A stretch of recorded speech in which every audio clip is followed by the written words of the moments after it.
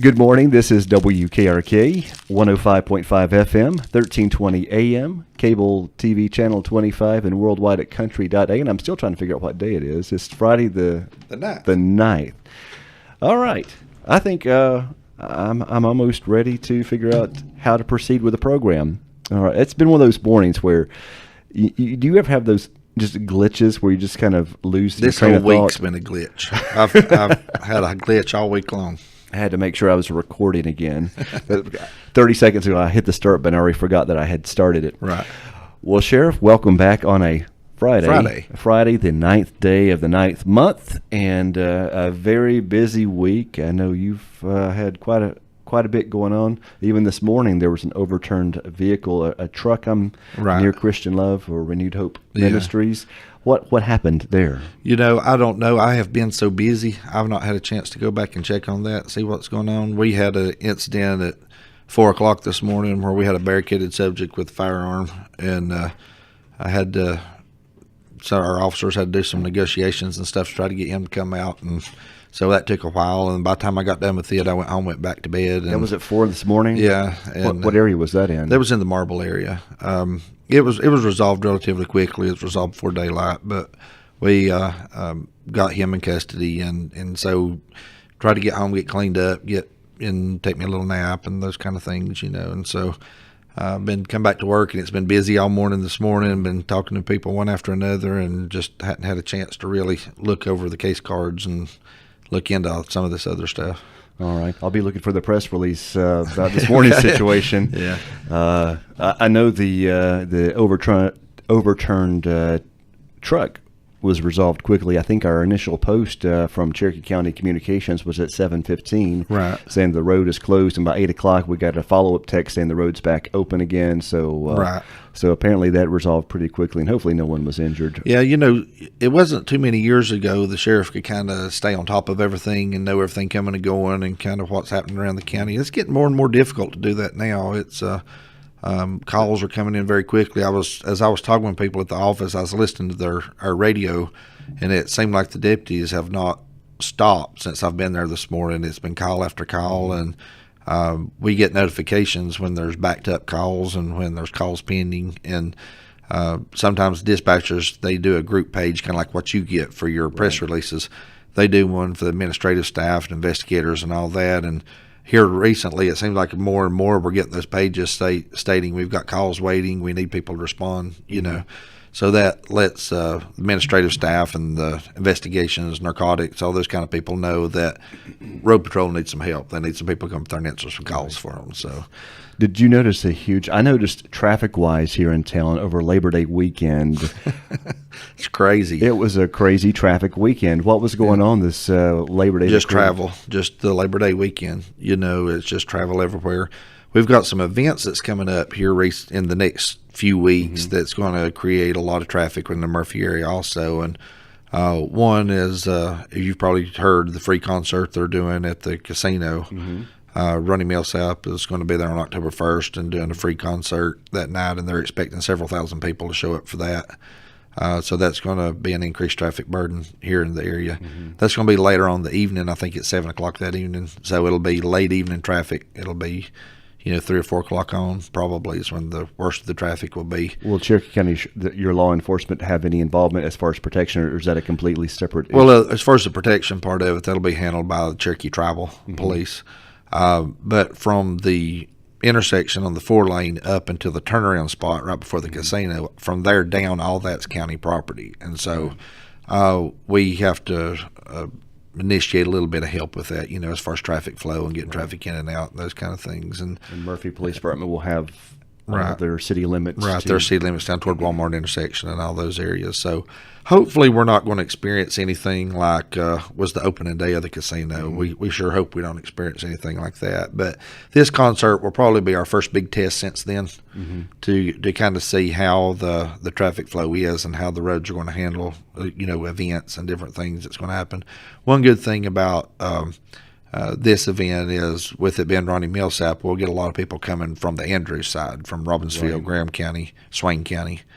coming from that end. So hopefully we won't have it coming from one direction. We'll have both directions coming, and that might alleviate the traffic flow a little bit. Just the fact that it's coming from two different directions instead of all from Georgia, Tennessee kind of side. So, but with that going on, we expect that's going to be our next big test, is what the traffic's going to be in Cherokee County. And then the weekend after that, October 8th, we are doing a Veterans Appreciation Day over at Roger Swanson's place over on Pleasant Valley Road. And it's going to be a pretty good-sized event. There's going to be some aircraft coming in. There's going to be some singing and some different things happening over there. And so they're expecting several hundred people for it. I don't think we'll get the thousands, that we would in the concert. But I think that, we're realistically looking at probably 300 to 500 people coming to this event. And so that's going to be increased traffic flow, especially in that Pleasant Valley area. Have you talked Kathy into coming on the radio with you on that Friday beforehand? I've tried, and I don't know if she will or not, but I've tried to talk to her. She gets a little shy sometimes. We'll keep sweet talking Kathy. Yeah, but that's another kind of a little mini event that's going on in the area. And if that was out on the 4-lane where the casino's at, it wouldn't be a big deal. But it's going to be over in the Pleasant Valley area. So when you're adding 300 to 500 people in the Pleasant Valley area and the downtown Murphy area, then that can create a little traffic hazard in itself. So we'll be looking at those kind of things. And this weekend, tomorrow, they're doing the Benghazi ride that's starting in Georgia, that's going into Tennessee and back to Murphy and ending up at Murphy, where they'll be showing the movie Benghazi here at the Hen Theater. And so we're assisting with that. We're assisting with the traffic and that. And so more and more as Murphy grows and we get more and more people, then we'll be experiencing more of these type of events and things that are happening. And especially during the fall months in September, October, you'll get a lot of those type of things here in the future that you'll be seeing happen. So we're excited about the growth of Murphy and the things that are going on. But we also kind of lament a little sad about that it's not the place we grew up in. So, but change happens, and there's nothing we can do about it. Well, I know you've been following another case too, and anybody following your Facebook page or WKRK's Facebook page has been following this as well. And normally, when Hamilton County, Tennessee has news going on, people don't really pay that much attention to it. But this situation in Hamilton County, the first escape from that detention center, was it a detention center or a prison? It's a detention center. Yeah. In 15 years, and he was his name was Dustin Lee Adams, and a lot of people were watching because he has connections here in Murphy. Right. We posted several press releases from your office concerning him. Right. So he escaped from Hamilton County Detention Center, second floor. He and another colleague, I guess. Yeah. And what can you tell us about that? I know he was captured. He was captured. He was caught down in Fannin County, and we tried not to put a whole lot out about it because previous to him being captured, because we didn't want him to know what we knew. Right. So when you put those press releases out, if you've got somebody on the run, sometimes they monitor them themselves, so they kind of can tell what you know. But basically what had happened, he had made his way from Hamilton County over to Polk County. Don't know if he hitchhiked or got a ride or how that happened. That's yet to be determined. But he got into Polk County, Tennessee. There, while in Polk County, there were several vehicles that were broken into, several that was attempted thefts, ignitions were busted out, things of that nature, that they feel like he was responsible for. And then ultimately there was a stolen vehicle there in Polk County. We had some sightings of that vehicle here in Cherokee County, along with some sightings of him, along with some possible family members and different things.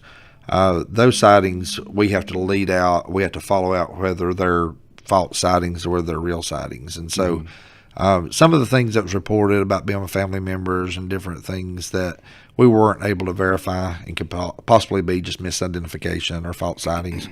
But we do have reason to believe that he probably did come to Cherokee County. We had looked at some different places and some different things trying to track him down, and just kind of he fell off the radar, didn't know quite where he was. Well, then the same type of thing started happening in Fannin County, where the breaking and entrance and cars being broken into and stuff. So they had reason to believe he was there. And then ultimately he was identified passing a credit card at an ATM and where they could get visual verification that it was him. He was in Fannin County, and a vehicle that he was in there in Fannin County. So through all those investigative efforts for all the sheriff's offices around, they were able to piece things together, and was later apprehended there in Fannin County. I'm guessing he would have probably had a much better chance of succeeding in his plan had a brand new crime spree not been started. Right. Yeah. So, that's just kind of, when there are coincidental things that happen, but typically when you have that, when you have a high-speed chase where someone fled on foot, or you have an escape, or you have something like that, and then all of a sudden you have a rash of cars being broken into, and some thefts, car thefts. There are coincidental things that happen, but more often than not, that's the first place you start looking for that person, because they're desperate and they're trying to get some motor conveyance there. All right. Moving on to another topic there, I understand the sheriff's office is searching to help prevent people from getting the Zika virus. Yes. There was I don't even know who started the post, but there was a post that started years ago, really within the last few years I saw it, where police officers and sheriff's offices throughout the country had posted things like news alerts. Well, I know when Ebola was going around, there was bring your drugs to the sheriff's office and get tested for Ebola, and it was kind of a lure thing to get them to come to the sheriff's office. And people say, well, it's kind of a humorous, tongue-in-cheek kind of thing. But over the years, when these posts have went out, people show up at the police departments and sheriff's offices and want their drugs checked, and they get arrested and they go to jail for being in possession of drugs. But that happens from time to time. Well, anyway, as this was going around and circulating through the South, Roger Williams there at the sheriff's office, through our site, went ahead and reposted it through our site. It's like I say, just kind of a humorous, tongue-in-cheek kind of thing. And then who knows, somebody may show up with some drugs to turn in to be checked. But I thought the interesting thing about this, and it was almost mind-boggling to me, is that here in Cherokee County we have about from 27 to 30,000 people that live here in Cherokee County. And when I saw the post this morning and checked it right before I walked in, the post was viewed by 362,975 people, had 383 comments, 4.5 thousand shares. That's impressive right there. The share, because most people don't take the time to share it. Yeah. To know that you had 4,500 shares. Yeah, but there was 4.5 thousand shares and 1.4 thousand reactions to it, as far as emojis that reacted to the post. And it was kind of comical when we're reading through the post and seeing what people are posting, because there were people out there that was offended by it. There were people out there that was laughing about it. There were people out there that was thinking it was real and was reacting as if the post was real, and those kind of things. And so it's kind of humorous to see how people react to things like that, to see what they do. And we've not had anybody at Cherokee County show up for their drugs at this point, but we have had other counties around where people have shown up at their police departments and brought their drugs in for testing. So are these test kits expensive? I'm kidding. No, they're very inexpensive. It's called the State Crime Lab. All right, very good. I enjoyed reading some of the comments, because it is funny to see how people do respond. Right. Most people did understand that this is just light humor. Right. But then there were some people that got really uptight, right, saying this is fake news, or insensitive. Yeah, to the drug users. But yeah, some people understood it was humorous, and some people did not have a sense of humor at all. Right. Yeah, there were some people took it very, very seriously, and it was it's almost humorous. One thing that did happen also along these lines in Facebook and media, and we'll be putting a press release out about this, but we actually had a person here in Murphy post on their Facebook page a picture of them with some marijuana plants growing and some different things, showing some drug paraphernalia and different things around their home, and some actual post on it as far as like marijuana grows good in Murphy, and all these type of things. Well, it was brought to our attention that it was there through the crime tip line, and so we pulled up the Facebook post, started looking at it. And we actually captured the page and captured the IP address and all those kind of things. And then not long after we got it captured, they took the site down. And I guess they Right. didn't want it seen at that point. Somebody told them, hey, you probably shouldn't have done that. But we had already captured it at that point.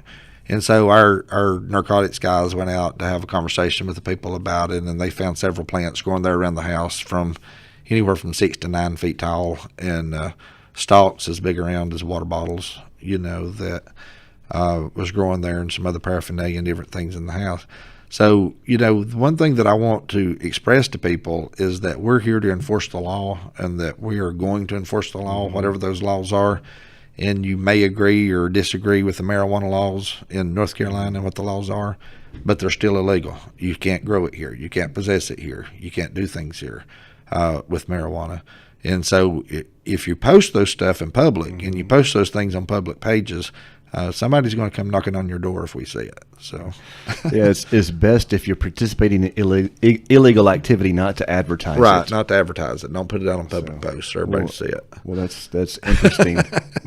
So it's a little public service announcement out there. If you're committing crimes and doing things illegally, don't post it where everybody can see it. And social media has really changed the way law enforcement can operate now, because basically that's an admission of guilt when you do things like that. Right. Yeah, there's no denying it at that point. You got your picture made in front of it, and you're talking about growing it, and you're talking about how it grows here in Murphy. So, I mean, once we go get it, there's no denying that you had involvement with it. So, all right, let's move on. Is it Flacca or Flacca? Flocka. Flocka? Yeah. All right, so it's coming. It's here in Western North Carolina now. Yeah. Channel 13 shared a press release or a news story about Hendersonville. Is there any problem so far here in Cherokee County? We have seen that sporadically over the last couple of years. We don't necessarily would say we have a problem with it here or seeing it a lot here, but we have seen it. And the problem with it is it's basically what you hear about bath salts, about the people going crazy and doing crazy things and cannibalizing other people, and that kind of thing. And they call it the zombie drug, because for whatever reason it causes people to attack other people, and it causes them to do things they normally wouldn't do, such as things like cannibalism. Right. So it's one of those things that don't know why anybody would want to do it, don't know why anybody would want to get involved in that, but they, for some reason, they do. So we are seeing it sporadically, but we're not seeing a huge issue with it right now. I hope we don't. That's one thing I hope just kind of stays away from here, and we don't really face here. That's even a step beyond meth, isn't it? Yeah, it really is. It's because these people that use that, they really truly go into a different existence of being. Right. They, even with meth users, meth dealers, they become paranoid. They become violent. They do all these things, but they still know where they're at, and they still know what's going on. They just have a different personality, kind of thing. Right. With this Flocka drug that's coming out, they don't remember anything. They don't know what they're doing. They don't know what happens to them while they're under the influence of this. And so it distorts the brain in such a way that they do all of these abnormal things that you normally would not do.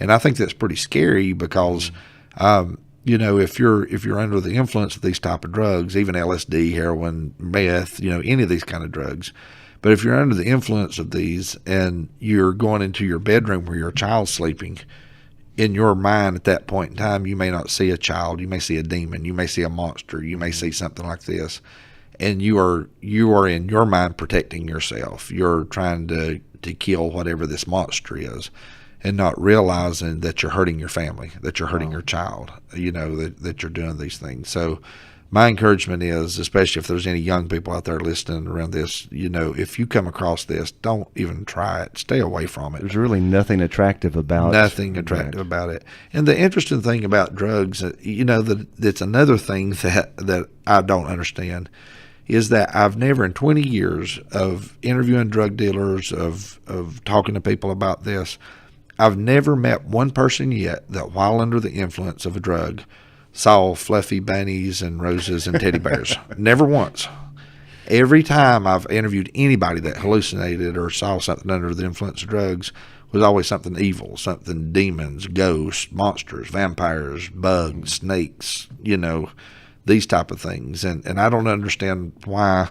I don't want to see a snake in real life. I don't know why I want to. I was just thinking that. I don't know why I would want to take a drug where I'm going to start seeing snakes everywhere I live. What kind of conversations do you have with people who are using drugs? I know you're in law enforcement, Right. but you're also human, and you actually listen and talk to people too. Right. And But- I think that means a lot to people.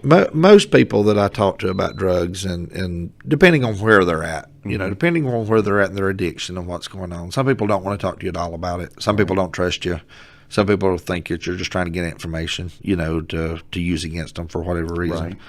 But the people who will open up and talk about it, I've been amazed that the majority of the people, I would say easily probably 90 to 95% of the people that will open up and talk to you really want off of it. They really don't want to do it. They really want to stay away from it. But because of circumstances in their life, because of situations, because of the addictive nature, they find their life in the grips of this drug, and they can't get away from it. They can't get out of it. Even if they do get clean, even if they do get it out of their system, because of circumstances in their life, these other drug users or family may be the only people in their life. So that's the only place they have to go back to. And when they go back and start hanging around these people again, they find themselves using again. So it's not just the addictiveness, it's also circumstances. It's also lifestyles and different things that they experience that has such a grip on them. But I was surprised to find that the majority of the people don't want to live that life. They don't want to be there. They don't want to do it. They just don't know how to get away from it. They just don't know how to put it behind them. And I think with the addictive nature of drugs, I think it kind of falls on their personality, because some people can walk away from it. Some people can lay it down and never touch it again. But others have a more addictive personality, and it's not as easy for them to do that. So, like I said, it's really depending on the person you talk to, the situation, the circumstances in their life. But I will tell you, the vast majority of the people that I talk to don't want it, don't want to be involved in it, but they find themselves doing it. If someone right now who's listening to our station is wanting to get clean, Right. what are some of the first steps they can do? What would you suggest? Well, the very first thing I would suggest doing is getting some type of counseling. Going to either Appalachian Counseling or or some of the counseling services that are around Smoky Mountains in the area. Counseling. They got different things that we can do to get that counseling. You got Christian Love Ministries that can do Christian counseling, along with having a place to stay, and get clean and that type of thing up there. So there's different avenues in the area that can help people get started down that road. But ultimately, your success or failure is going to depend on your willpower and what you're determined to do and what you're going to do with your life. No group, no counseling, no church, no one around can force you to be clean. You have to want it within yourself, and you have to be determined within yourself to be clean. And I think a lot of what you said earlier, just picking who you're surrounding yourself with, Right. too, makes a big difference. Yeah. I have actually been in conversation with a lot of people around the county, a lot of our county leaders, and we're forming a team and trying to put this together to address the problem of the circumstances. It involves counseling, it involves being clean, it involves health and the hospital and all these type of things. But the question that everybody keeps going back to that we have never had an answer to, and this is the thing I believe that we need to address if we're going to make an impact, is what do we do about the people who want to be clean, who are determined to be clean, but their circumstances won't allow them to be clean. Right. They're either homeless, or the only people they know is drug dealers, drug users. They can't get a job because they got a felony record. They can't get a job because they're an addict, whatever it may be. What do we do to help these people who want to be clean, but how do we help them change their circumstances? And so that's kind of the area that we're trying to dive into and look at now, is what can we do as a community for people who truly want help to get the help they need and to change the circumstances in their life. I think it's important to realize, too, because I try to look at things in a non-judgmental way, because I know that people have problems, and I try to place myself, what if I were in their shoes? What Right. kind of choices would I make? So Right. It's not Yeah. my job to judge. And like you say, if there's a way to help. Right. And I know a few weeks ago you had talked about trying to find some kind of centralized way to help people. Right. How is that going? And that's part of this same process I'm talking about. You know, we're looking at grant fundings. We're looking at different ways of doing that. We're looking at it from the mental health side, to how the mental health profession can help get involved in this. We're looking at it from drug substance abuse side, what avenues, what funds are available for that. We're actually looking at basically the homeless shelter side and those that are without homes. You know, how can we look at that angle of it? And it's so multifaceted. It comes through so many different angles that it's hard to just get one person involved. And that's why we need a central person to kind of hit it up and to kind of be the go-to person, director, if you will, over this idea. But one person can't do it. It takes all these different resources to make it successful. So kind of what we're kind of think we're going to start at right now, it's not set in stone, but kind of what we thought might be a good place to start would be those that are incarcerated, those that are in jail. So these are going to be people who have hopefully spent enough time in jail to where they're clean. They got their mindset about them. The drugs are out of their system. So we feel like that this might be a good place to start a pilot program with these people who are exiting the confinement facility and helping them get on their feet and helping them be successful in life and get jobs and get away from those circumstances. And if we can ever figure this out to where we can help those people start having some success stories, then we can branch that out into the community and help people off the street coming in before they ever get to the incarcerated, before they ever get to the jail system. I love hearing stories about how people can change their lives for the better. Right. I know you don't want to see the same people No. coming back through the doors of the jail system. Right now we have, this morning, I think we had 110 or 112 people in jail this morning. We're housing 34 females, which is extremely high for female population in the jail right now. And it's my desire, what I would like to see happen is that population go way down. I would like to see it go down to where we're not housing 110 or 115 people in jail, getting it back down to the 50 to 70 range and getting it to where we don't have those repeat people coming back into the system. Right. And I don't want to be in the 50 to 70 range because we're not doing anything and we're not putting people in jail. But I want it to be in that 50 to 70 range because we're helping people and helping them change their lives and get on their feet and helping them get the resources they need to be successful. But going back to what I said before, that's nothing you can force upon anybody. Right. And so if people are coming out of that jail system and they're coming out and they don't want help and they want to go back to the drugs and they want to live this lifestyle, there's nothing we can do to help them. It takes a place to where they want it, to where they want the help.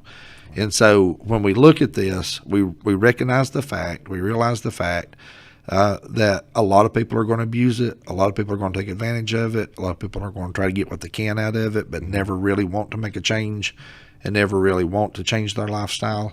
We recognize that fact. But what if we could help, a quarter of the people or a third of the people coming out of there? Yeah.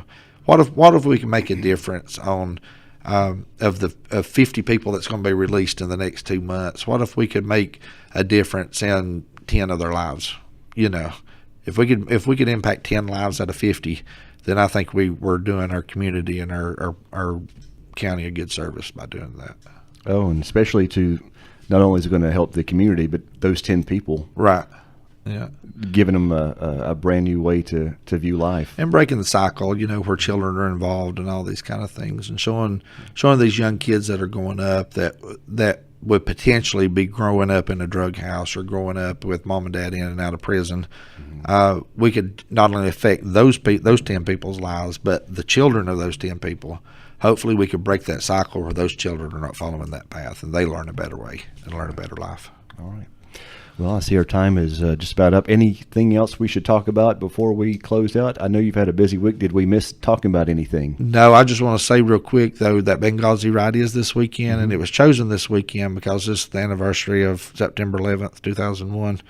And so, we want to remember what happened there and want to remember the attack on the United States. And it's hard to believe it's 15 years It's 15 already. years already. And we are covered up this weekend. I'm going in different directions. Chief's going to some churches and different places to where we are doing memorial services and different things for the 15-year anniversary. But there's a quote, and the quote goes something to the effect of, I can't remember exactly how it goes, but it's something to the effect of, if we don't remember our past, we're doomed to repeat it. And so I think that we don't need to forget about the things that's happened, and we don't need to forget about our history, but remember what happened, and that way we don't repeat it. All right, Sheriff, thank you very much. You are tuned to 1320 AM, 105.5 FM, cable TV channel 25, and worldwide at country.am. Join Sheriff Palmer every Friday here on WKRK, every Friday at around 11:05. And stay tuned. Your weather forecast is coming up next, brought to you by Carpet Mart. When it's time to redo your floors, if you need flooring for a brand new home, that's the perfect time to call Carpet Mart in Murphy. They're the oldest floor covering business in the area. They have the latest colors, designs, and textures in carpets, beautiful warm hardwood, easy care laminate, area rugs, and so much more. Whether your home is a cozy cottage or a large family home, it deserves floors from Carpet Mart. 1395 Highway 64 West, Murphy, making quality flooring affordable for 4 decades. Bill and Barbara Cook invite you to stay tuned for Pastor Odd Brown and the Little Brasstown Baptist Church next on WKRK. Here's your forecast.